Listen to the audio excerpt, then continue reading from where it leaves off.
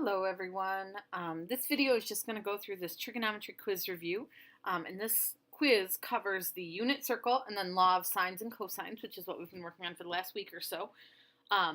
So I'm just going to kind of work through every problem, show you my setups, and hopefully get you through anything that you're still confused on. So with this first one, I'm just jumping straight into the picture here. I look for that pair that we talked about, like the angle and side that are across from each other. And I don't have that anywhere. I don't have anywhere where I know the angle and know the sides that go together. So this is a law of cosines problem. Okay, I can recognize that right away, that because I don't have any angle and side pairs that I could make like a proportion with, I'm going to have to use law of cosines. So with law of cosines, we always take the thing that we're trying to find and label it A. So this is going to be side A, which means this is angle A up here. And then we're going to ignore these two angle measures and just call these two B and C. And it really doesn't matter which one's B and which one's C. So when I plug this into the formula, it's going to end up looking like this. A squared equals B squared plus C squared minus 2 times B times C times cosine of angle A, which is 100. Okay, and in this type of setup, I can go just straight to my calculator and type this all in. So 30 squared plus 50 squared minus 2 times 30 times 50 times cosine of 100. And I end up with 3920.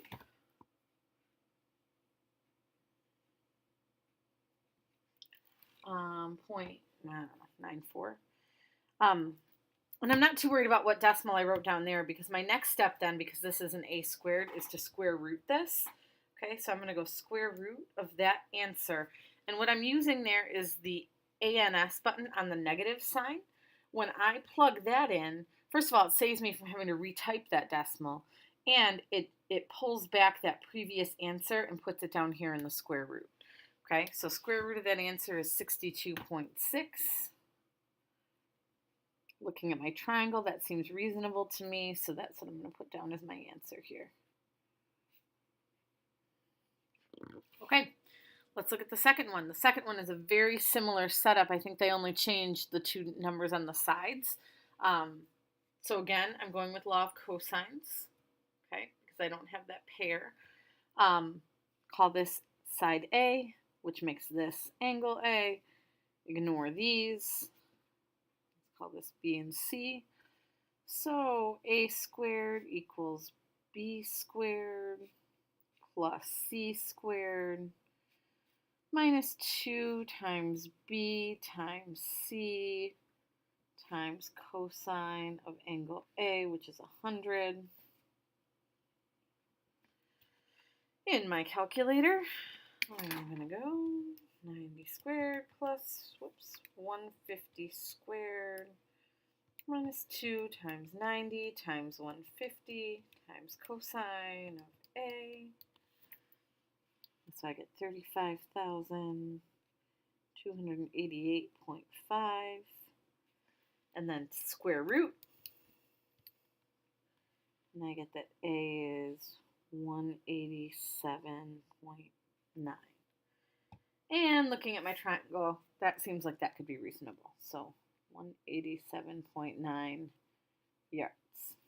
Okay, so very similar questions there, number 1 and number 2. Hopefully at least one of those made sense to you. Let's take a look at number 3. So once again, I always start out by looking for anywhere where I have an angle and a side across from each other, where I know both values. And again, here I don't have that. Okay, so this is going to be another law of cosines problem. At least the triangle's arranged a little differently, but this is going to be side A, which makes this angle A. And then B and C are just wherever. It's these two, but it doesn't matter which is which. So A squared equals 4 squared plus 6 squared minus 2 times 4 times 6 times cosine 60. See, that one I actually probably could work by hand if you really wanted to. That one's not too bad, but I'll go ahead and put it in my calculator.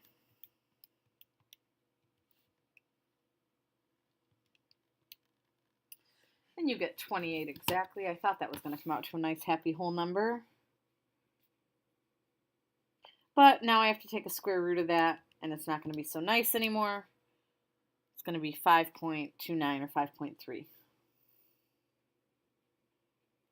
And what's my unit here? I don't have one. So length of 5.3, again, probably makes sense looking at that triangle. Okay, so that whole front page was just law of cosines, and it was the same setup for law of cosines every time. These are the ones that you can just go straight to your calculator. Let's take a look at the ones on the back and see if any of those are any different. Okay. Gosh, number 4, almost the same as number 3. Here's side A, angle A, sides B and C. A squared equals 8 squared plus 12 squared minus 2 times 8 times 12 cosine 60. 8 squared plus 12 squared minus 2 times 8 times 12 times cosine 60. These ones with cosine 60 aren't bad because cosine 60 is equal to 1/2 if you think about your unit circle. So that's why I was saying that these ones actually could be done by hand, but just to get in the habit of doing all of them the same. And we'll go with the calculator. Square root 10.6.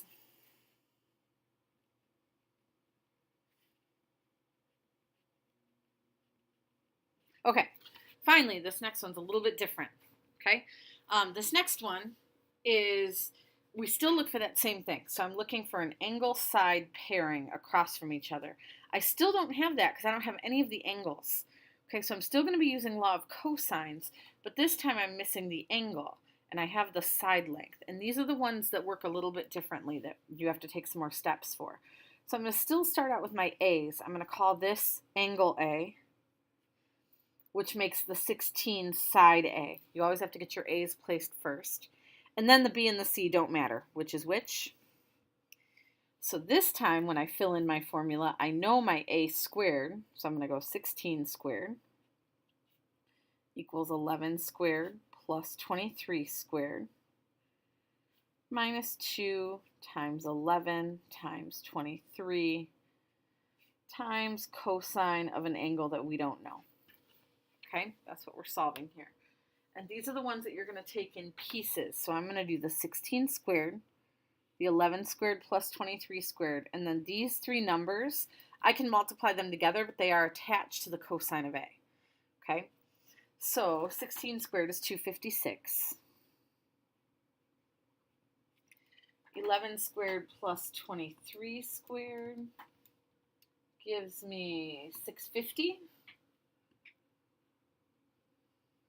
Minus, and then 2 times 11 times 23 gives me 506.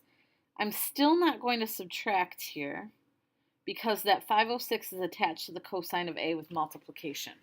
Okay, and so that like trumps the subtraction. Okay, I have to honor the multiplication before I do the subtraction. But what I can do is I can move this 650 over to the other side. Just digging for another color here. So I'm going to start by subtracting 650 minus 650. Okay. End up with negative 394 equals, cross that out. Here I've got negative 506 times cosine A.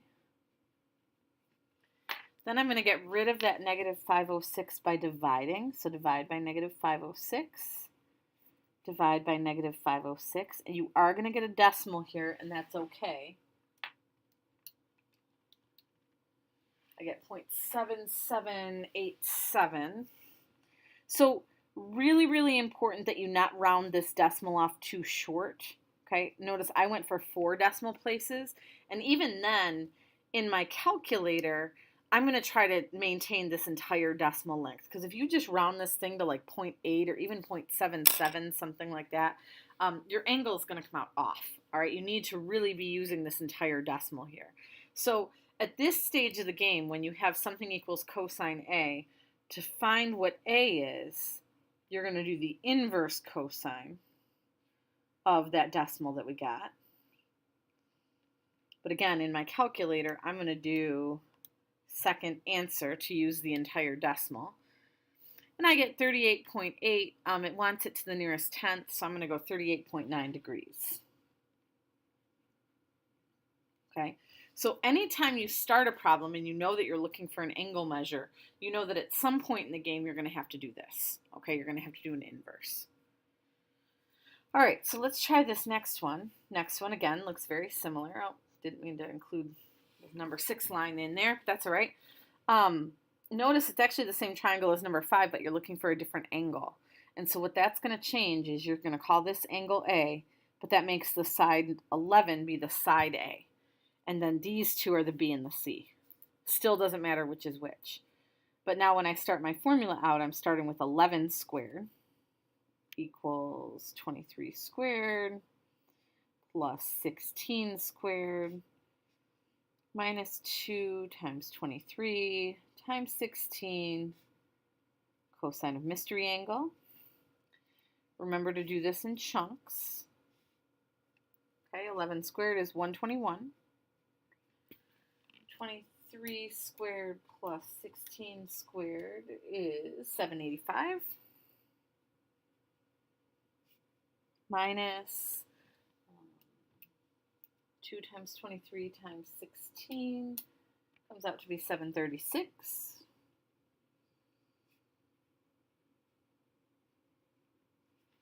I'm going to subtract the 785 just for the sake of space. I'm not going to write in like what I wrote in green there, but I'm subtracting the 785. So 121 minus 785 leaves me with negative 664. So this is gone now. And I have negative 736 cosine A. And then because that's multiplication, I'm going to divide by negative 736.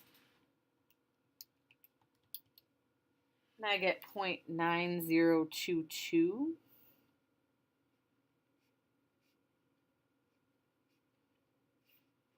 Then let's do an inverse cosine of that previous decimal. Okay, so I'm going to do second cosine of that answer, 25.6 degrees. Okay, and again, that seems pretty reasonable, I would think. Remember that the smaller the side, the smaller the angle. So it makes sense for this answer to come out smaller than our previous answer because the previous answer was across from the 16. If we were to solve for this angle, that should be the biggest angle of all three of them. Okay? Okay, let's hope we get into some law of sines here soon. So 7 and 8, that looks like what we've got here. So this time when I'm starting this out, see how I have this angle side pair? I like when I have that, okay, because that means that I can use law of sines. That means I can set this up as sine of 97 over 16. Remember, you're always doing sine of the angle, not the side length. And then my other pair I'm going to make is the 26 degrees with the x. Make sure you're looking for angles and sides that are actually across from each other, okay? Make sure you're not just randomly pairing up two of them. You always want the angle and the side that are opposite from one another. So this other one would say sine of 26 over x. Now I'm going to cross multiply. So 16 times sine 26 equals x times sine 97. Solving for x, I'm going to want to divide by sine 97.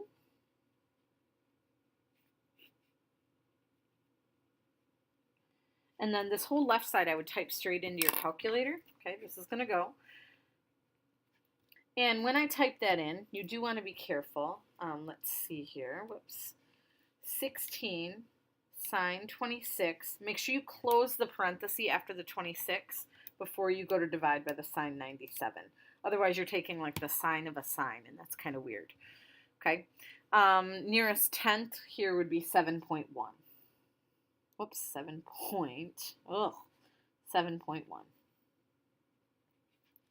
And I don't think they gave me a unit on that. So there's my final answer. Okay? Looks reasonable based on the triangle. I mean, a 97-degree angle is a lot bigger than a 26-degree angle, so it makes sense that this side's a lot larger than that side. Okay, so with the next one, number 8, I once again see that pair that I like, right? I've got the 14 and the 57, so I'm going to start with sine 57 over 14. But this time I run into some trouble because I want to be using the x, but the x is across from this angle down here, and I don't have an angle measure for that, okay? I don't want to just pair up the x with the 26 because it happens to be there, because the x is not really across from the 26. So think about how you could find that angle measure. Well, this is a triangle, and you have the other two angles. You know that the total in the triangle has to be 180 degrees, right? So if I add together 26 and 57, that's going to make 83, okay? So these two together make 83 degrees. I'm going to subtract that off of the 180, and look at that. That's going to come out to be 97 degrees, which lo and behold is what we had on that angle in the previous question. Don't count on that happening. This was just somebody being lazy about making new triangles. But this would be a 97-degree angle here. Okay, so if you're missing an angle measure but you have the other two, you can subtract from 180. And so now I have sine 97 over x. Cross multiply like before, so I'm going to have 14 times sine 97 equals x times sine 57. Okay. Divide by sine of 57. So 14 sine 97 divided by sine 57. And I end up with 16.6. Which actually is awfully close to what we had on that side length back there. I'm guessing there was just some rounding being done there. Okay. So there's a couple using law of sines. Hopefully that was helpful. Those ones usually aren't as hard as the law of cosines one. They kind of just work very differently. Let's take a look at that third page. Okay, this question number 9, I sort of mentioned something that has to do with this. Really, I'm referring to part B here. When I was first teaching this, I said there's kind of an issue with doing law of sines to find missing angle measurements. I'm going to talk about that now, but just know that it's really emphasized much more next year. Okay, so first of all, I have to draw my own triangle here. So triangle TOP, let's see, TOP, in which angle P is 30 degrees. Good, I drew that sort of to scale. The length of TP is 7, and the length of TO is 6. And I want to find the measure of angle O. I'm trying to find this. Okay, so that should be no problem. I can go 30 with 6, and then call this x, and then I can do the angle x with 7. So sine of 30 over 6 equals sine of x over 7. Okay? Cross multiply, so 7 times sine 30, which is 1/2, by the way,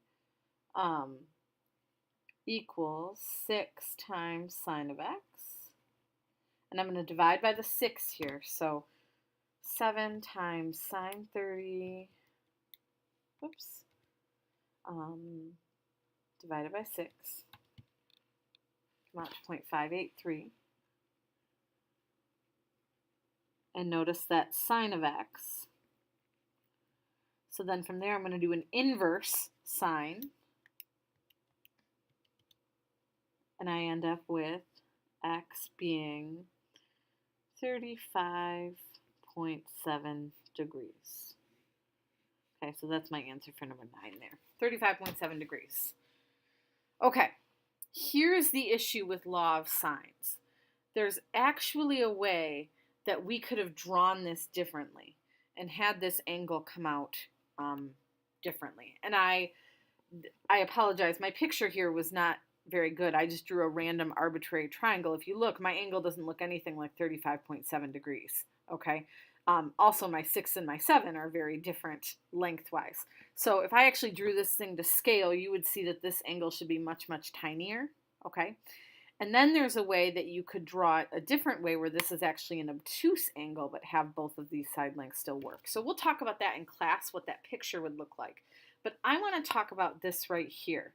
And we sort of mentioned this when we went over lesson masters the other day. But when I do that inverse sine, remember that really what we're finding out here is that there's two different possible answers. Okay, there's two different angles that have that same sign. So, looking at sort of the ghost of a unit circle here, what we just found out is if we drew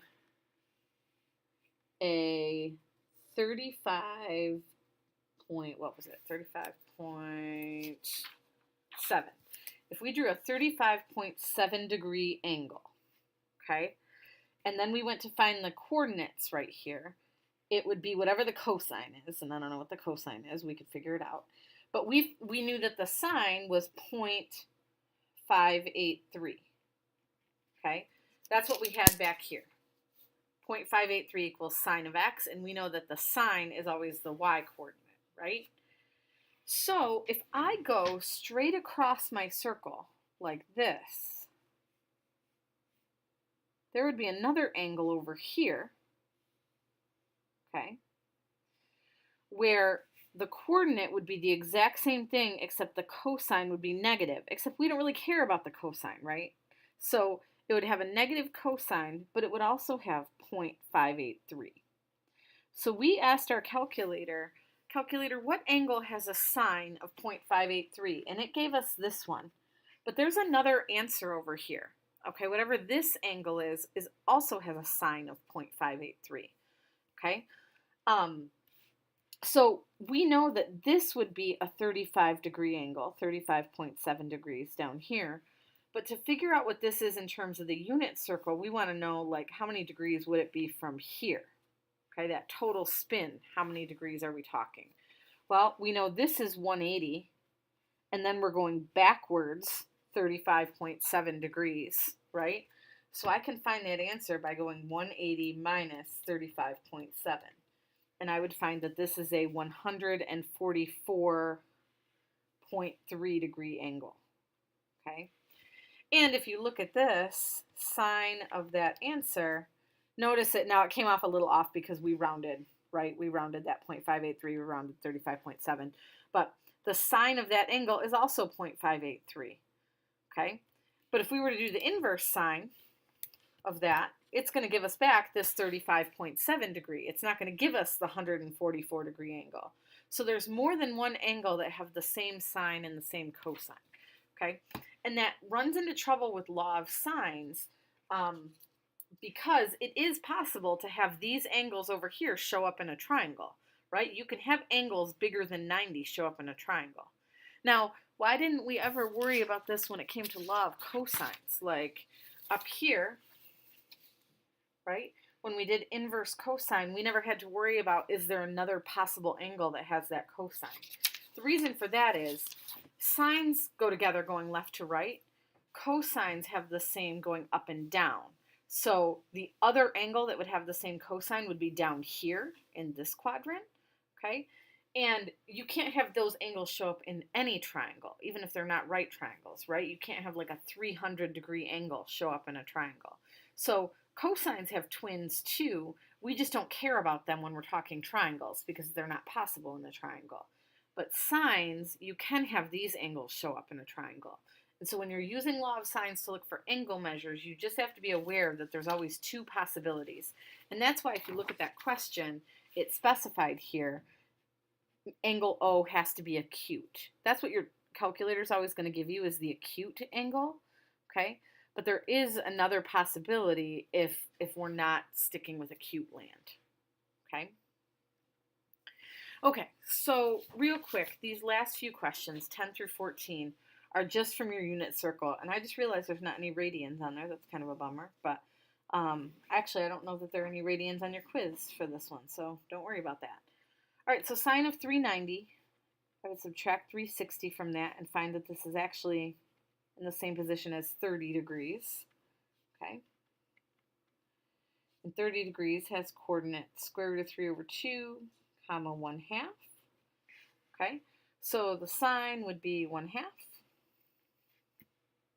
Cosine of 390, so this is the same angle, right? Except it wants the cosine. Cosine would be here, the square root of 3 over 2. Move this up so you can see that. So square root of 3 over 2 is my answer here. Okay, sine of 270. 270 is down here, down at the bottom of my circle, where my coordinate is 0, -1. Sine would be the y coordinate, so that is -1.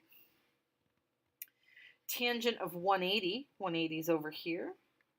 Coordinate is -1, 0.